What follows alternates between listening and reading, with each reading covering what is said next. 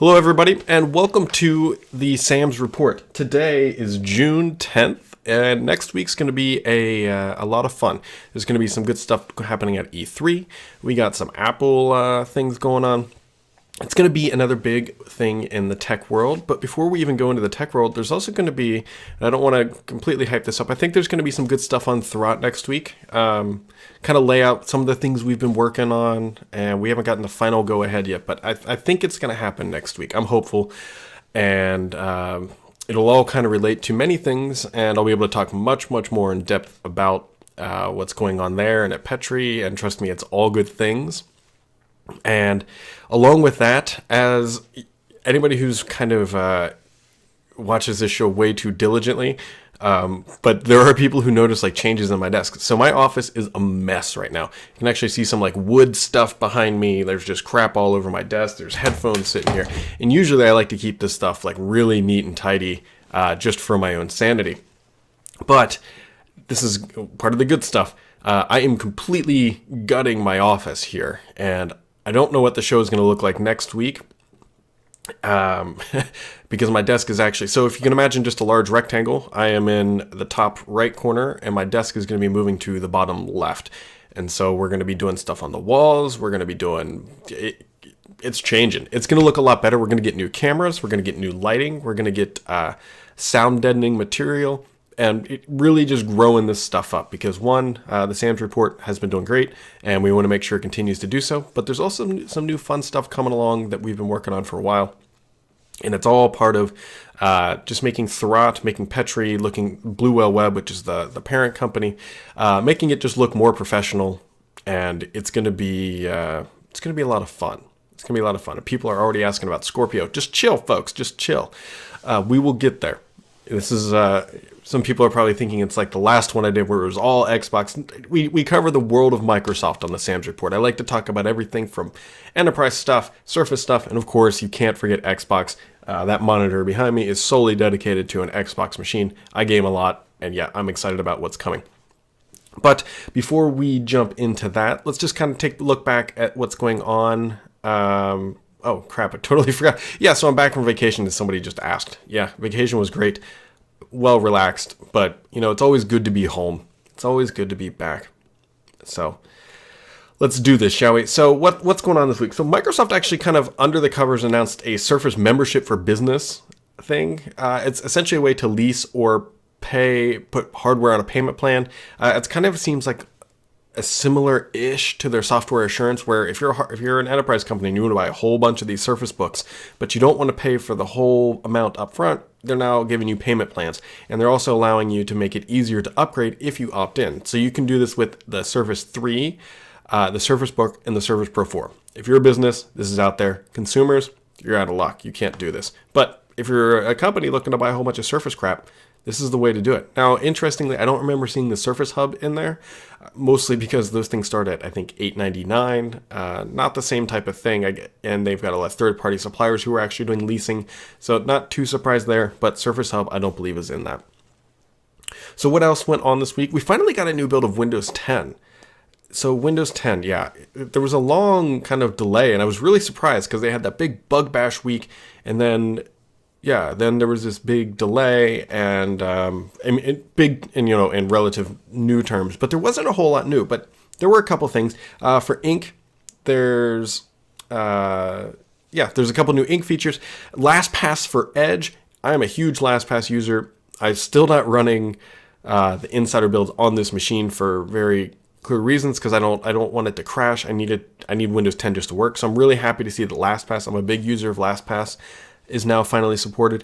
And funny enough, they called out that they had a new Blu-ray icon, because as Donna, I think is her name, was saying, hey, insiders love new icons, which we do. Don't get me wrong, I love my new icons, but this Blu-ray icon wasn't new.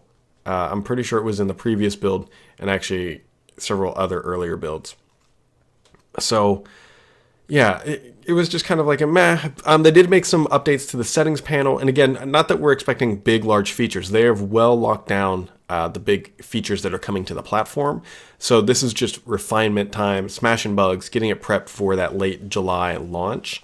So don't expect to see huge, over-encompassing, all new things. We might need to see a few more Cortana things coming. But, yeah. As somebody points out, this says previously there were 2 different Blu-ray icons, and now it looks like there's just one. But, yeah. So here we go. What else was new? Settings panel got some refinements and all that good stuff. But it's out now. Actually, if you want to go download it, you can. But, yeah. So that's out there. If you want to go download it, you can. The reason why I just kind of freaked out is I got a new mouse. And so I had a problem with my old mouse. And actually, it was kind of convenient, but somewhat not. And so my old Logitech mouse would actually very, very slowly scroll down the page. And so the screensaver would never come on. I was trying to get a screensaver to come on for years. So I got a new mouse, Logitech MX Master. It's okay. It's rechargeable. Like, I don't think you can just rip out like a AA battery and replace it. But what just happened was I forgot that I had the screensaver set so low with the old mouse that it just came on. So that was kind of interesting. Fun anecdotal evidence. Anyways, the Windows 10 build is out now. There are some people, myself included, who were on the previous build of Windows 10 having trouble seeing the new build, and I can't get it through Windows Update. I'm waiting for an ISO to come out, so not really sure what is going on that front. But if you have any trouble getting it, just know you're not alone. Another kind of crazy thing that happened this week. If you watch Tech News today, on Tuesday, I was actually on there, and they brought up this thing. So somebody created a change.org petition, which there's no like barrier to doing this, saying that Microsoft should get in trouble for their Windows 10 update shenanigans. Essentially saying, hey, Microsoft's been too aggressive, and that, okay, they should pay the piper for doing this. So has Microsoft been excessively aggressive with Windows 10? Yes. People are drawing the parallel to Microsoft's upgrade aggressiveness to what they did to Netscape and the browsers back in the late 90s. This is in no way, shape, or form the same. Microsoft is not pushing anybody on the market. This is a free upgrade to their existing product. And yes, they are being kind of deceivious about it and getting it onto your machine and trying to get you to upgrade. But this is not an anti-competitive practice. This is not hurting Mac OS X. This is not limiting Chrome. This is not limiting Firefox. This is not an anti-competitive product maneuver. So I don't think that they should be sued for this. This is not something the EU should come down and say, you know what, Microsoft, screw you. Here's a $2 billion fine, which they like to do. But I can't see that happening here. It's shady. I agree. They could be more open about it and not so forceful down your throat. But is it really illegal? I can't see that happening, especially because you can technically roll back within the first 30 days, I believe.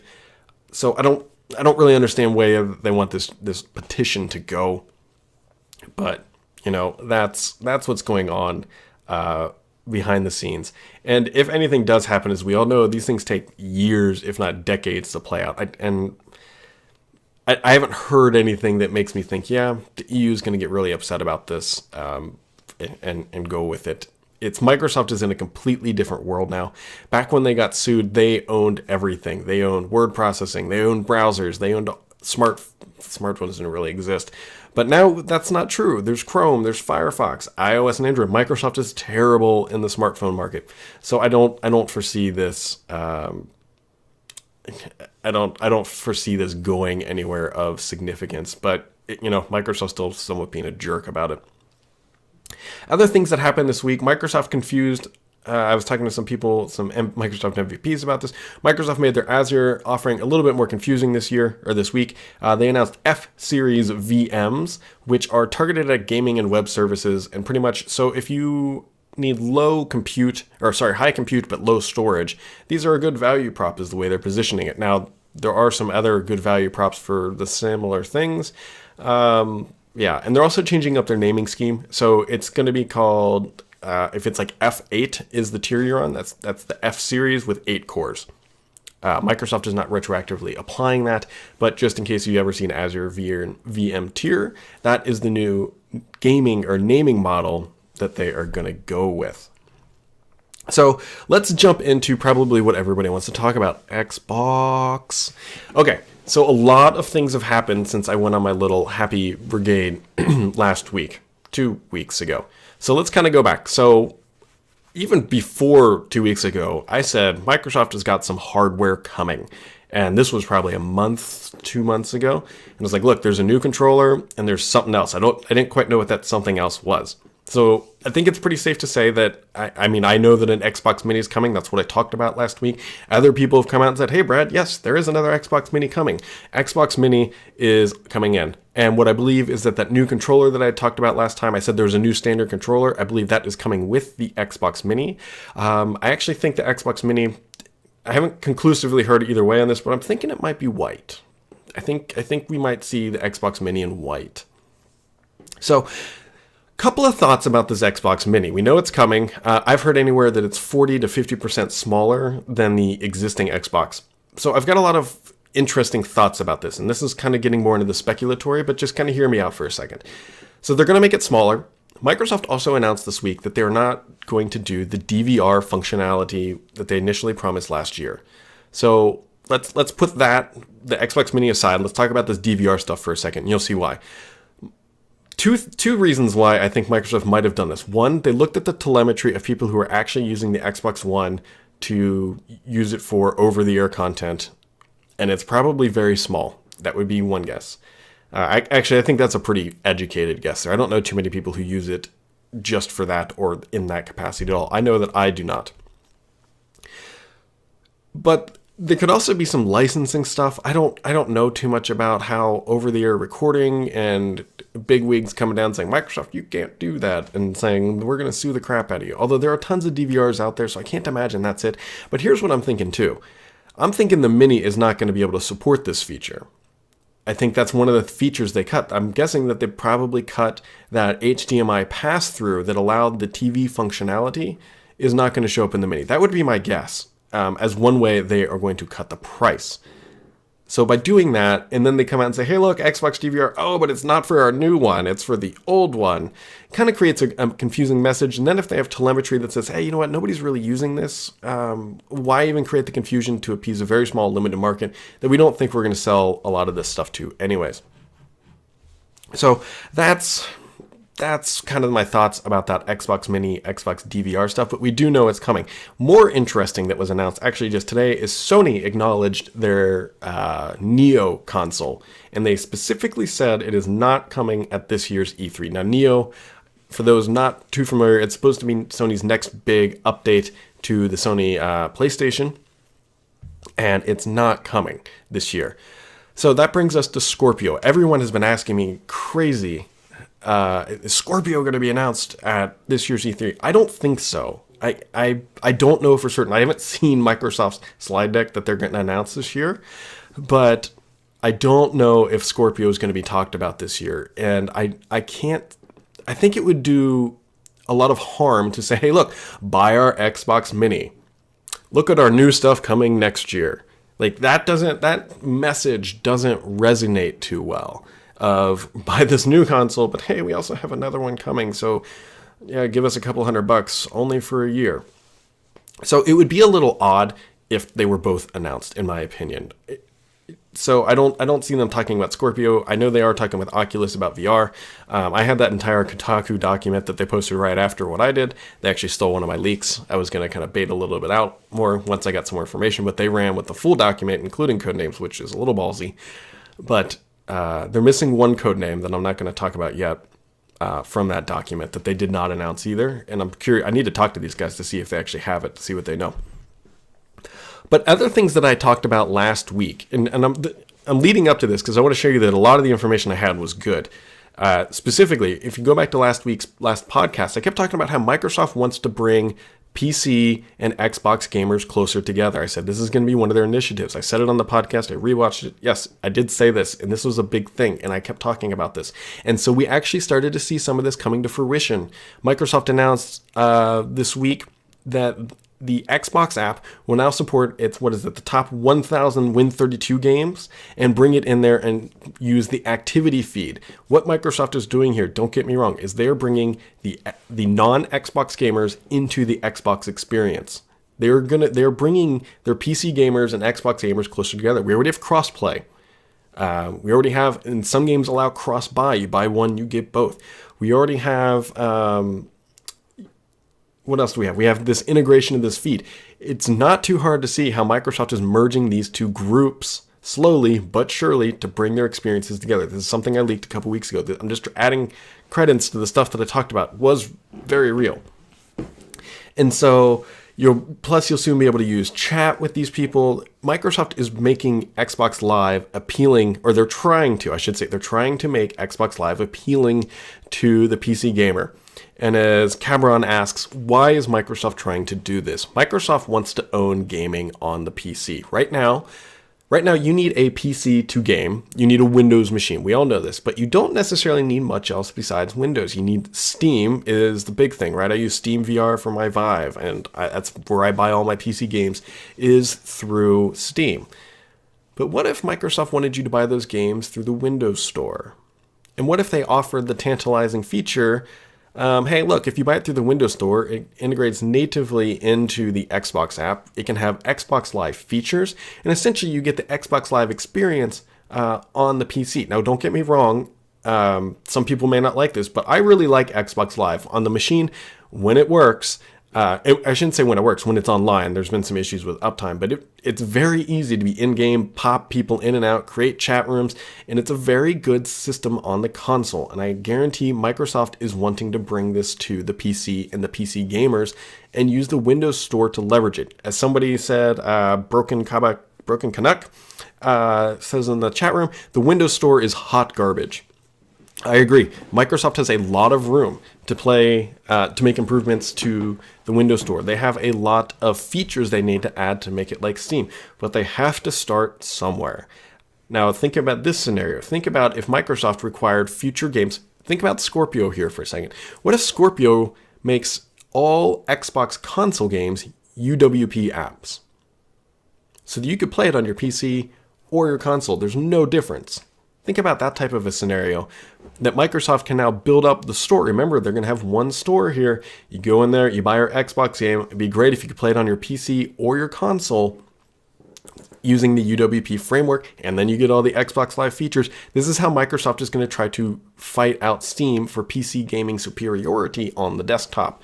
Don't get me wrong, it's not going to happen overnight. It's going to be a slow thing, but Microsoft now has the ability to play to win because there is such strong competition in this marketplace. It's going to be fascinating to watch, and in the end, we, the consumer, win. Valve is going to have a tough time competing because it's a standalone service. Sony might have a tough time competing because it's, again, a standalone console. But Microsoft has a good ecosystem play here for the gamers. I'm really interested to see how this plays out. And don't expect all of this to manifest itself next week at E3. This is how Microsoft is going to start trying to move into being more aggressive. We're used to seeing a much more passive Microsoft because they used to get sued for everything. Well, now that's no longer the case. They can be this aggressive firm.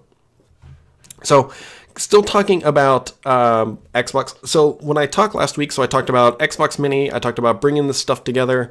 I talked a little bit about Scorpio on their next-gen console, VR, and all that stuff. Other things I talked about here are these Xbox streamers. So, I've got good news and I've got just other news. The good news is I know that they are real in some capacity. I know that for a very good fact that they are real. You can read into that however you want. The other thing I don't know if they're going to be announced on stage on E3. I'm still about 50-50 on this, about what Microsoft's doing here. And it's going to come down to the price point of that Xbox Mini. They created these things because they need a Roku and Apple TV competitor.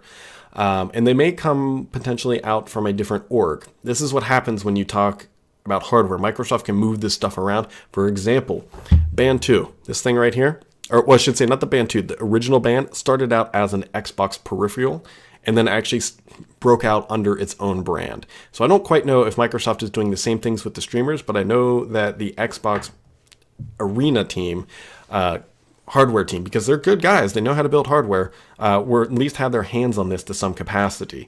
So I don't know if these streamers are coming out with E3, but they're definitely in the works. So I'll be curious to see what happens. So somebody said, is the Xbox Mini more of an Xbox Slim? We shall see. So the one thing I don't know that I know Microsoft is working on is 4K, but it's not 4K gaming. It was 4K playback. And I'm hoping that the mini console can actually support 4K video playback, not gaming, but download a movie, support 4K video. That would be fantastic. I would be a big fan of that. So we will see what comes out. We only have to wait a few more days. Next week's going to be crazy, guys. We have Apple's conference. We have E3. We've got all sorts of stuff. Even though if you're not an Apple fan, it's still fun to watch and poke them. I'll be curious. Make sure to watch me on Twitter with Paul, because we generally rip into Apple when they do this stuff. So here we go. What else is going on in the world of Microsoft? Well, I want to make sure just I call it out. So Eric actually asked about. He says, what is Microsoft doing with the Xbox TV DVR? Is there going to be a Windows Media Center replacement? So one of the things, I've heard this before, is that Microsoft wants to bring the Xbox experience to the PC. And so imagine if they bring the Xbox interface to the PC, because it's already, like keyboard friendly, whatever, like mouse and remote friendly, controller friendly.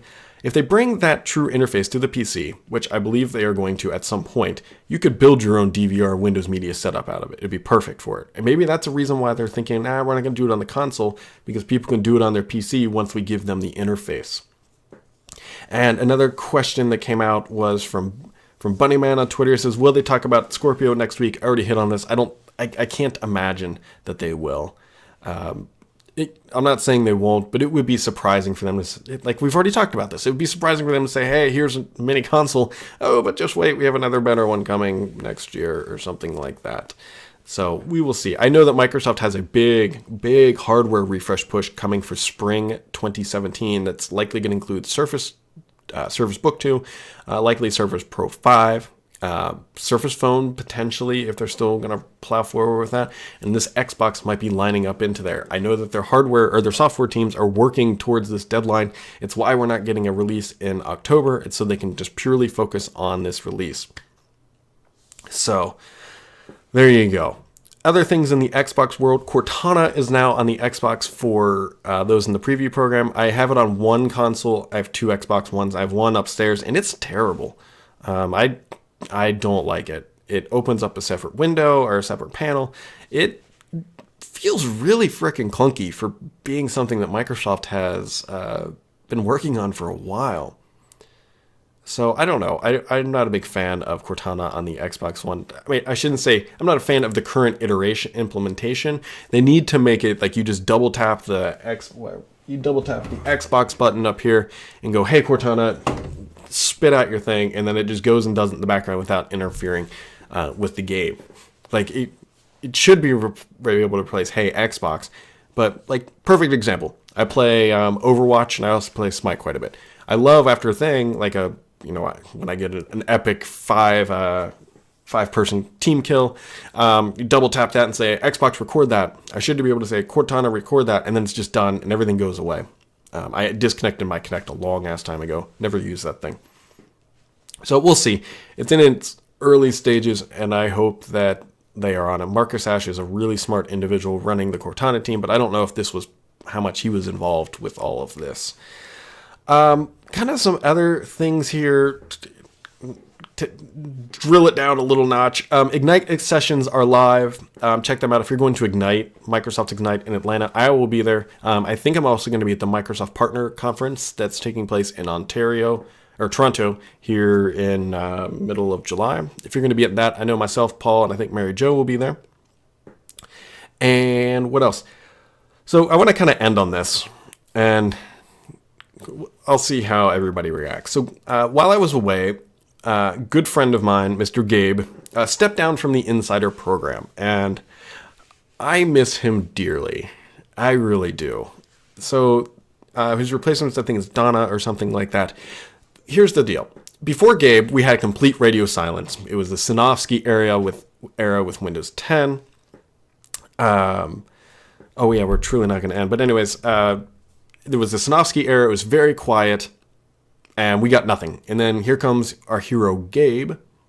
And Gabe is completely open, very accessible, and a very genuine human being. And he was great. He answered questions, he dealt with the trolls, and he built up a great program. And he was very candid and, a good companion. And I he stepped down. So you know what? Pour one out for Gabe. He's not moving on. He's still at Microsoft, hopefully being able to dedicate more time to kick-ass things that he's doing, because obviously he's clearly a great leader and understands this stuff. And then so we get Miss Donna. And if Gabe was the most authentic person at the program, Donna just doesn't quite have that like genuine feel. And I'm not discrediting her. I've met her. I've seen her work before. She's incredibly bright. She's very good at what she does. But we go from, like, I think it's the tweets that I think are driving me nuts, is here's Windows build, whatever. And now it's the hustle is real. Here's the new Windows thing. Like, it's, I don't know. You're leading a group of 8 million insiders, and there shouldn't be any hustle. It should be just genuine, open communication, and let's just be casual and cool about this and collected, and leave the memes at home. So that's kind of my thing, and I give this feedback candidly, because actually, very bluntly, when I started this podcast, doing these things is a lot harder than you think, especially talking by yourself. And I used to say the word anywho. I would say it a lot. I had no idea I really used it that much, but during a transition between like Gabe and what I'm talking about next, I'd be like, anywho, we're going to talk about this. And readers called me out on it and critiqued the verbiage very clearly. And I haven't said it since. It's very hard to train your mind to stop doing that. So I understand, and I wish Donna the best. I think you're going to grow into the role and everything will be fine. Windows insiders are notoriously blunt and hard, and we know what we want, we know what we don't like, but there's that. So to end the show, I want to do a thing that I think is hilarious by Microsoft. So Microsoft is throwing an after party for the Apple conference next week. WWDC is happening, Apple's development conference. So what is Microsoft doing? They're throwing a kick-ass party during the event after the show. Just like after one of the day sessions. I think that's hilarious, but it's not too out there, right? They got Xamarin. They build great apps. Microsoft and Apple aren't so much like arch enemies. Sure, Apple would love to sell more, laptops instead of Microsoft's OS, Windows 10 or whatever. But yeah, I think it's hilarious that they're doing this. And I think it's good for them. You know what, Microsoft, be aggressive. Show your name where these developers are. Because, right, these are all really high-end developers. Microsoft has really good tools now to build iOS apps. So it's not, like, completely crazy. It's not like Oracle or somebody sitting there throwing a crazy party. But, yeah. So, there you go, guys. This has been another episode of the Sam's Report. I appreciate everybody listening in, and I hope you have a great weekend. Thanks.